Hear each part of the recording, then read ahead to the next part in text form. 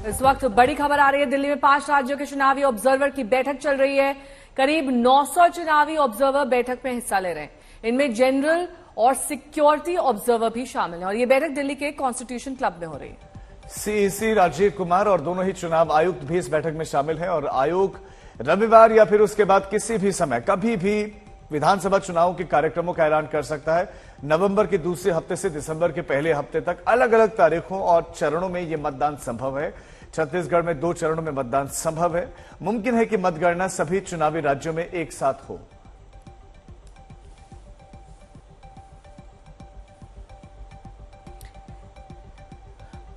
ऐश्वर्या पालीवाल मेरी सहयोगी दिल्ली से जुड़ गई हैं। रवीश पाल सिंह भोपाल से जुड़ गए हैं। उसके साथ ही शरद कुमार जयपुर से जुड़ गए हैं। सबसे पहले ऐश्वर्या, आपका रुख करते हुए ये जो बैठक चल रही है इसके क्या मायने हैं? आज इस बैठक में क्या निकलकर सामने आ सकता है, ये बताएं।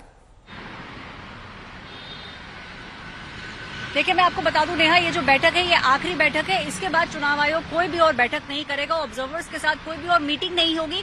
अगर चुनाव आयोग को ऐसा लगता है कि जो भी तैयारियां हैं वो पूरी तरीके से ठीक चल रही है। मैं आपको बता दूं 5 साल पहले यानी कि 2018 में आज ही के दिन 6 अक्टूबर को चुनाव आयोग ने चुनाव की घोषणा करी थी। छत्तीसगढ़ में 2 फेज में चुनाव हुआ था। मध्य प्रदेश, राजस्थान, तेलंगाना और मिजोरम में 1 फेज में चुनाव हुआ था। जो हमें समझ में आ रहा है, इस मीटिंग के बाद ये तय किया जाएगा कि कहीं पे अगर कुछ किसी चीज की जरूरत है, अगर कुछ गुणा या कुछ करना है, लोगों को कहीं पे और मूवमेंट करना है, वो सब आज तय कर लिया जाएगा और अगले 3 से 4 दिन के अंदर चुनाव आयोग ये 5 राज्यों के जो इलेक्शन डेट्स है वो अनाउंस कर देगा। नेहा, ऐश्वर्या बने रहिए हमारे साथ रवीश भी हैं जो कि मध्य प्रदेश से हमारे साथ हैं। रवीश, मध्य प्रदेश में ऑब्जर्वर्स भी अलग अलग जगहों पर गए, सिक्योरिटी और जनरल, उन्होंने चीजें देखी हैं।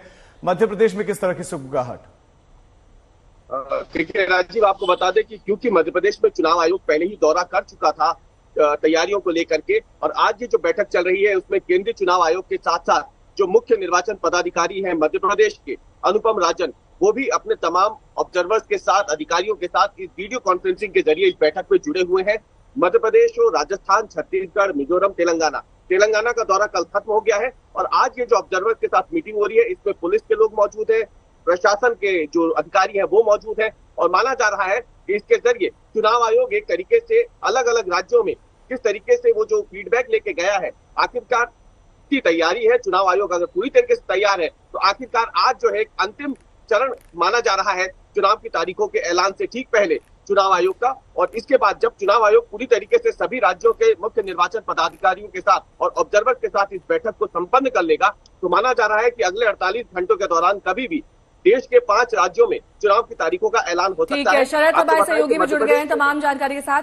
शरद, यहाँ राजस्थान से क्या फीडबैक गया है, क्योंकि वहां पर जल्द चुनाव आचार संहिता लगने वाली है, इसके मद्देनजर किस तरीके के इंतजाम है वहां?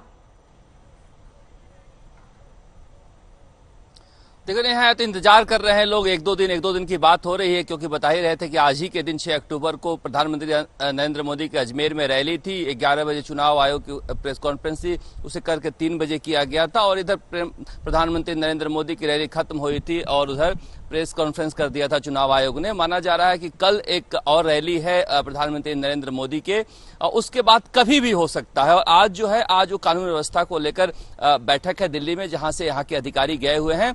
कल भी राजस्थान सरकार ने अपने दफ्तर खुले रखे हैं, क्योंकि माना जा रहा है कि आज लास्ट वर्किंग डे हो सकता है आचार संहिता से पहले। कल अगर आचार संहिता नहीं लगती है तो कल भी वर्किंग डे रहेगा। लेकिन यहाँ पर दोनों ही दल ये मानसिक रूप से तैयार हैं कि आज कल में आचार संहिता लग जाएगी।